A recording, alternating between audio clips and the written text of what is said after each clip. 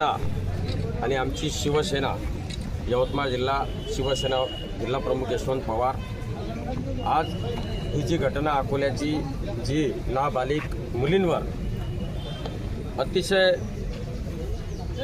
फारच दुर्दैवी प्रयत्न करून त्या मुलीला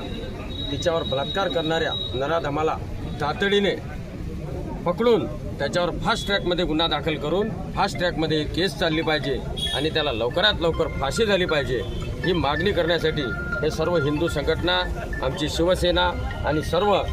भोई समाजाचे कार्यकर्ते आता ही भोई समाजाची मुलगी आहे म्हणूनच नाही तर कोणत्याही समाजाची ही अल्पवयीन मुलगी आहे तिच्यावर अन्याय अत्याचार होऊ नये हीच मागणी आमची सर्वांची आहे आणि त्याला ताबडतोब पकडून प्रशासनाने जर पकडलं नाही तर याच्यापेक्षा मोठं आंदोलन आम्ही करू आणि महाराष्ट्र शासनाला जे निवेदन माननीय SDO साहेबाच्या मार्फत आज पाठवलेलं आहे त्यानंतर आम्ही आमचे पालकमंत्री संजय भाऊ राठोड यांच्यासोबत सुद्धा या संदर्भात लगेच चर्चा करून त्याला ताबडतोब कुठंतरी पकडलं गेलं पाहिजे आणि त्याला फास्ट ट्रॅकमध्ये केस ही चालली पाहिजे आणि त्याला ताबडतोब फाशीची शिक्षा झाली पाहिजे हीच मागणी आमची सुद्धा यांच्यासोबत आहे आणि आमचा पाठिंबा यांना पूर्णपणे आहे.